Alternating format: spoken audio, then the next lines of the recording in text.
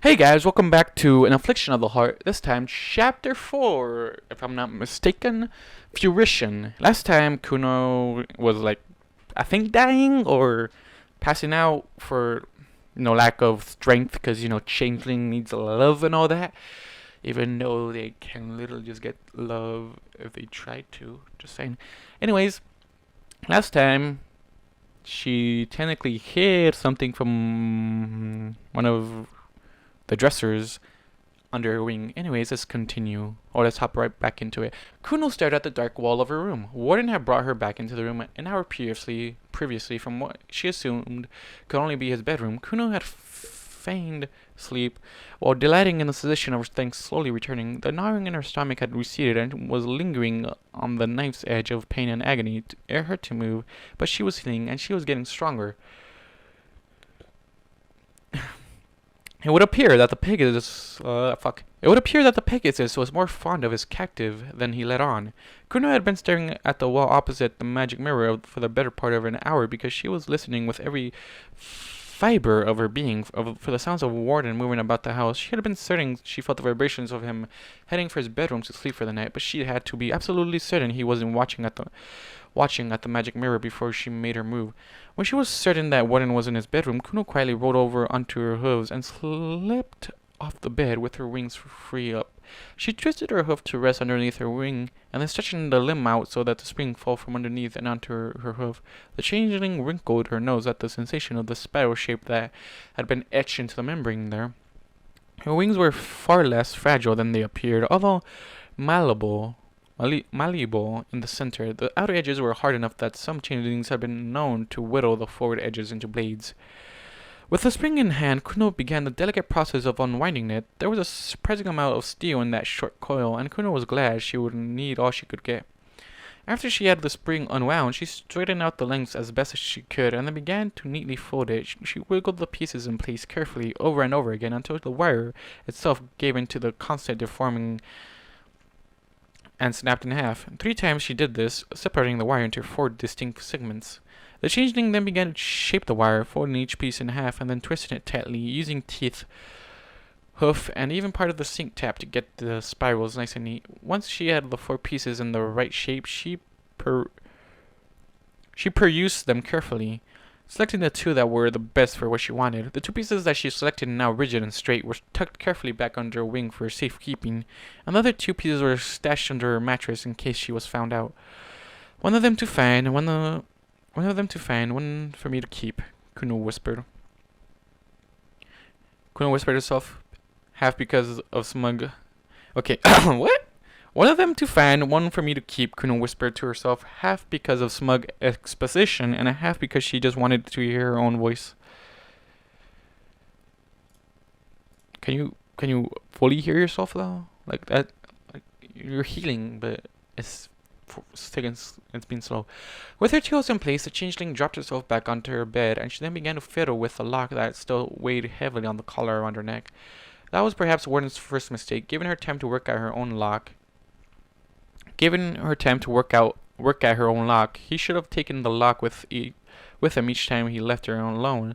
Kuno laid herself out on her side, freeing up her hooves, and then held up the 2 pieces of twisted wire, inserting them by feel into the padlock and beginning to jiggle them around slowly and carefully. It would take a lot of trial and error to get the correct combination of pressure to lock the padlock, but she was patient and she had all night. That you do.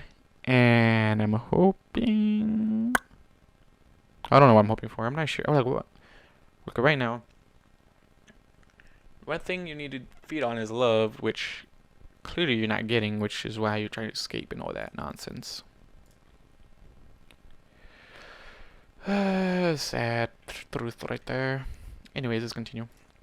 By morning, Kuno had managed to unlock the padlock at her neck a total of 5 separate times. She was becoming quite good at it, and the last try only took her 5 minutes to set the tumblers right and get it to spring open.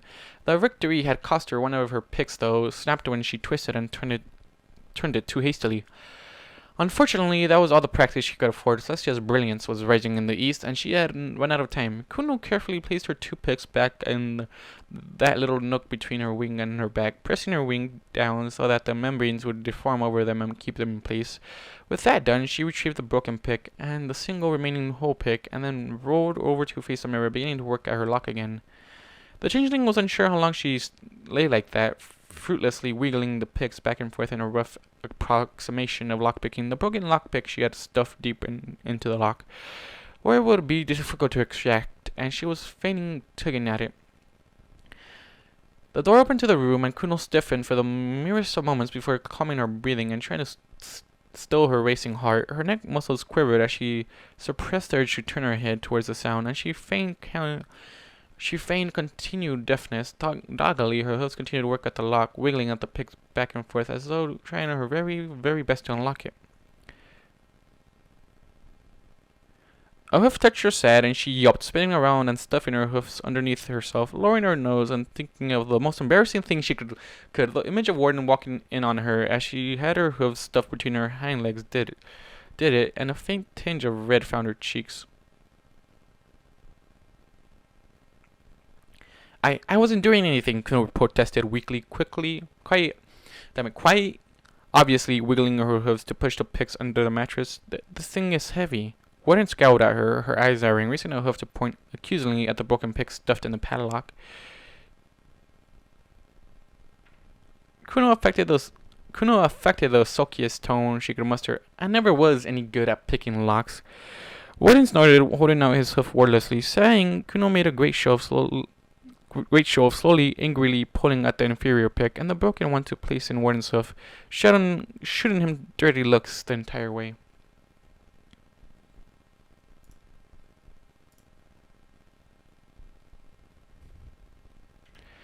Once that was done, she turned her back on him, huffing. Where'd you get... If you're talking at me, I can't hear you, remember, Kuno stated smugly, not looking back over her shoulder. Oh, you can hear somewhat, Kuno. Come on, don't be such a... I guess bitch at this moment. There was a growl of anger from behind her, and Kuno suppressed a giggle as Warden stomped off. The door slammed and then clicked locked. It was a full minute before the Pegasus returned, shoving open the door and marching over to her, holding up a notepad. Kuno merely turned her head away from it. I'm not reading that. A push at her shoulder made her turn and glower at him. The notepad was pushed almost up against her nose, long enough for her to read. Where did you get them? The notepad was drawn back, and Warden arched an eyebrow at her, crossing his hoofs angrily. Kuno snorted once, turning her head. It was several long minutes before she spoke, as haughtily as she could. Remember the clock? You think I knocked it over on accident? Warden's eyes narrowed at that, and he looked the changeling up and down suspiciously. Yeah, you took the damn picks off me. Okay, you win. I'll just die here, and you won't have to worry about your moral compass and conscience. Kuno spat, playing to the Pegasus' demonstrated emotions. Ears playing backwards. Warden withdrew a moment, and then his gaze softened.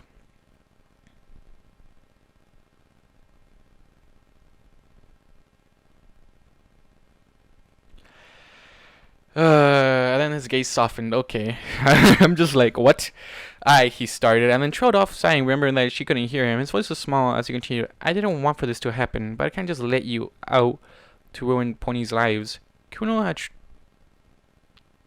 to strain to hear it, and she gave no outward indication that she had heard him.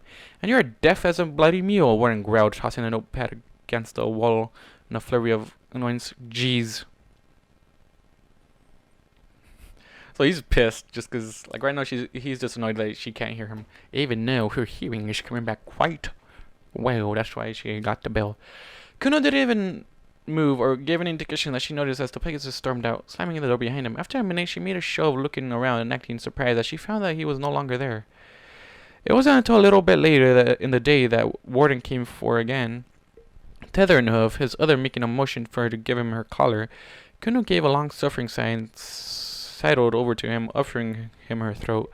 Warden clipped the tether to her collar and then tugged it firmly, forcing her to follow him. He led her to the kitchen table, clipping the other end of her tether to the iron ring. Once again, a half loaf of bread and a bowl of stew were placed in front of her. Kuno looked down at the food and then up up at the Pegasus. The food didn't look that appetizing for her anymore. She was feeding from Warden's faint affection for her, and this was far more filling than stew and bread, but she had to keep up the facade. Starting once to herself, Kuno began to slowly, laboriously eat her meal, taking longer and longer with each bite, feigning weakness. In truth, it was the strongest she had felt since she had awoken in the field. And Warden had made one huge mistake. When she collapsed the previous day, he had forgotten to force her to take the magic suppressant. Without the muddling effects of the drug, Kuno's mind was clear. She knew exactly what she had to do. Warden looked up as a thud resounded throughout the room. Kuno had hit the floor. Immediately, the Pegasus was moving around the table to check on her again, face twisted with worry. The moment his hooves touched her, Kuno sprang into action. A quick twist of her hooves and a turn of her body, and she had wrapped the rope over Warden's neck. Swiftly, Kuno rolled, dragging the rope with her, pulling the Pegasus over her form and onto his back, with her rolling atop him. His head hit the floor hard, dazing him, and he blinked unseeingly at the ceiling for several seconds. What? Okay, so are you just gonna choke him out? That's my question for you. Kuno took the opportunity to cross the rope over his throat and hold it there, squeezing and tightening. Warden realized his peril too late. Scrabbling at her frantically with his hooves, Kuno merely held her face away from the fleeing limbs until the Pegasus went limp. The changeling stared down at him, holding the rope. All she had to do was keep squeezing, holding the blood from reaching his brain. He would die in seconds, or she could even twist and yank the rope and kill him. But something stopped her gently. Kuno released the But something stopped her. Gently, Kuno released her the ropes, letting it relax. She checked the Pegasus' pulse, made sure he was breathing, and then sad about freeing herself. In 7 minutes, Kuno was free, unlocking her collar, and then staring down at the form of the unconscious Pegasus with a sly grin. Come on, the being that's literally just trying to help you out here. He's literally...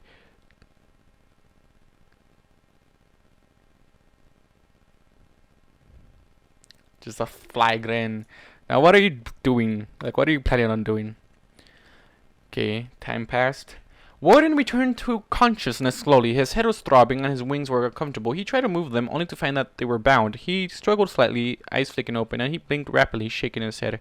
His entire body was bound in rope, and his neck jingled faintly. A red collar with a bell was affixed to his neck. The rope tether was attached to it and padlocked in place.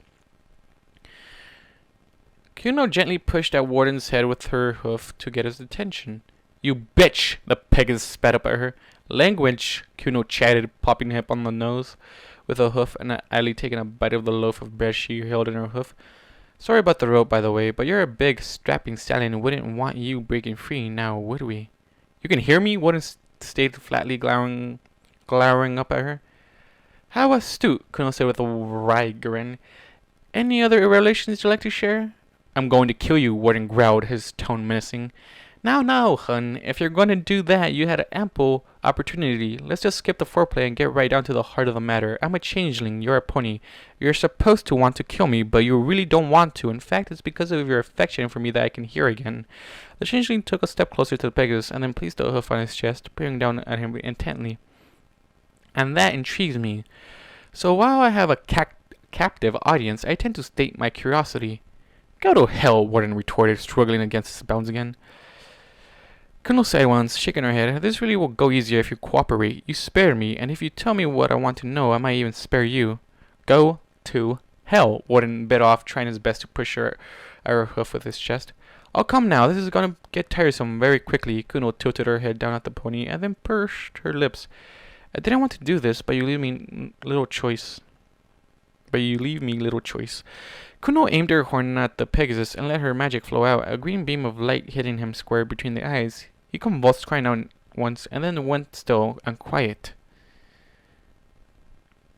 The changeling peered at the Pegasus, grinning and leaning in closer, trailing a hoof along his cheek. His eyes were green and vacant under her spell, and even though she felt her energy reserves teetering on painfully empty again, Kuno smiled. Let's find out what makes you tick," she whispered. The end. I guess that's karma for him, but come on. He's literally trying to help you out, Kuno. Like, you can't just, just force him to do that. Also, it's because of his little affection for you that you got some healing back. Anyways, Thank you all guys for watching, listening to what I think you guys do, and I'll see you guys in the next video. Goodbye. 100,000 stories have filled my head as I look for the answers in what I've read. Secretly waiting for my life to change, and with this transformation